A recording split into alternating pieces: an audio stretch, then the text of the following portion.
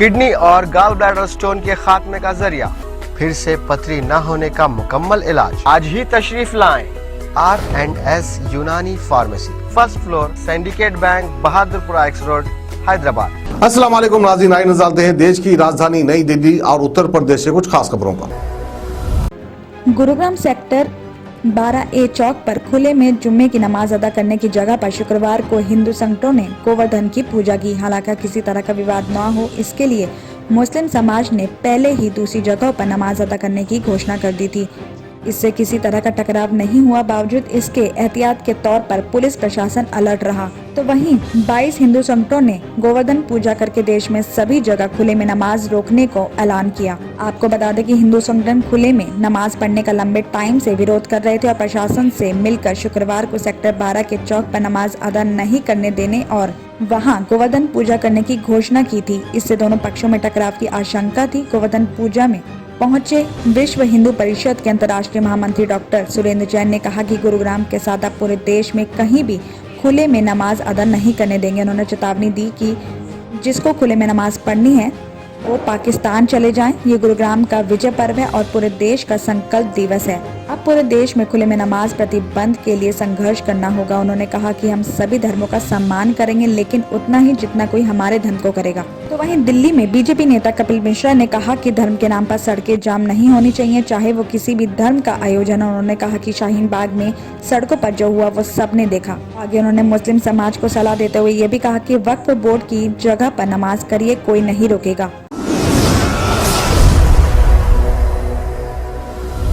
दीपावली से ठीक पहले केंद्र सरकार की तरफ से डीजल और पेट्रोल से एक्साइज ड्यूटी कम करने के फैसले के बाद से कई राज्यों में इनके दामों में गिरावट आई है। तो वहीं दिल्ली में फिलहाल पेट्रोल डीजल के दामों में कमी नहीं आई है। हालांकि केजरीवाल सरकार पर इसको लेकर दबाव जरूर है। इसी दबाव को और ज्यादा बल देने के लिए दिल्ली बीजेपी के नेताओं ने शनिवार को मुख्यमंत्री अरविंद केजरीवाल के घर के पास ही धरना दिया। धरने की अगुवाई कर रहे दिल्ली बीजेपी अध्यक्ष आदेश गुप्ता ने कहा कि हमारे कार्यकर्ता तब तक धरना जारी रखेंगे जब तक मुख्यमंत्री वैट में कटौती करने का ऐलान नहीं कर देते हैं। आदेश गुप्ता ने यह भी आरोप लगाया है कि बीजेपी शासित राज्यों और दिल्ली में मिल रहे पेट्रोल डीजल की कीमत में काफी फर्क है। केजरीवाल सरकार को बिना देरी किए वैट में कटौती का ऐलान करना चाहिए ताकि दिल्ली की जनता को राहत मिले। तो वहीं उप मुख्यमंत्री मनीष सिसोदिया ने कहा है कि केंद्र ने एक्साइज ड्यूटी कम की है, कुछ राज्यों ने वैट कम किए हैं। हम भी अध्ययन कर रहे हैं। पिछले 2-3 सालों से केंद्र एक्साइज ड्यूटी बढ़ाती रही है। इसे 15 रुपए से बढ़ाकर 34 रुपए तक कर दिए। अब इसमें मामूली कटौती कर कह रहे हैं कि राज्य सरकारें कम कर दें। मैं केंद्र से अपील करूंगा कि वैट कम से कम 15 रुपए कम करें।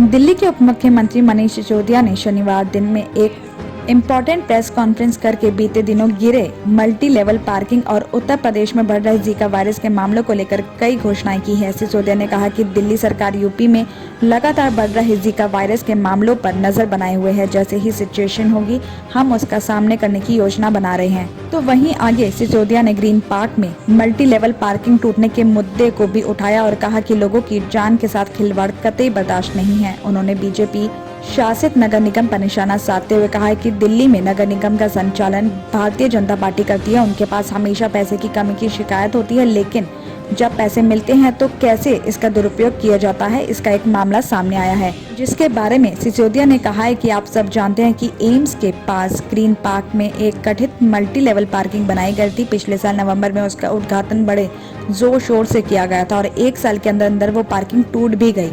उस टाइम वहाँ पर लोग नहीं थे, वरना बड़ा हादसा हो सकता था, लेकिन वहाँ जो गाड़ियाँ खड़ी हुई थी वो सभी क्षतिग्रस्त हो गयी। बीजेपी के नगर निगम में ऐसी पार्किंग बनाई गई थी कि वो 1 साल में ही टूट गई। इसका मतलब उन्हें जब पैसा मिलता है तो उसे भ्रष्टाचार में लगाया जाता है। साथ ही भी बताया जा रहा है कि बीजेपी ने इस पार्किंग को बनाने के लिए आसपास के दुकानदारों से मोटी रकम वसूली थी, वो भी पार्किंग कन्वर्जेंस चार्जेस के नाम पर। इसके बाद जनता के पैसे को उन्होंने बेमानी से बहा दिया। इसके साथ ही मनीष सिसोदिया ने ये भी खबर दी है कि दिल्ली सरकार ने मल्टी लेवल पार्किंग दुर्घटना मामले में जांच के आदेश दिए हैं। इसकी रिपोर्ट 15 दिन में जमा की जाएगी। पश्चिम विहारी इस इलाके में कारोबारी की पत्नी और परिवार के दूसरे सदस्य को बंधक बनाकर 2 करोड़ रुपए और 50 लाख के जेवरात की लूटपाट करने का मामला सामने आया है। पीड़िता की शिकायत पर पुलिस ने लूटपाट का मामला दर्ज करके जांच कर रही है। बताया जा रहा है कि रविंद्र सिंह अपने पूरे परिवार के साथ पश्चिम बिहार के शुभम एन्क्लेव में रहता है और कुछ दिन पहले उन लोगों ने एक प्लेसमेंट एजेंसी से मीना और हेमा नाम की मेड को काम पर रखा था। 2 नवंबर को रविंद्र की पत्नी हरमीत कौर और उसका बेटा कबीर घर पर मौजूद थे और इसी दौरान उसकी एक मेड ने अनजान शख्स को घर में घुसा लिया और उस शख्स के हाथ में पेचकस था। उसने हरमीत कौर को पेचकस मारने की धमकी देकर उसके कमरे में ले गया और फिर 2 शख्स वहां पर और आ गए। तीनों ने हरमीत और उसके बेटे को चादर फाड़कर उन्हें बांध लिया। इस बीच उसकी भतीजी और भाभी भी आ गई, जिसको बदमाशों ने बंधक भी बना लिया।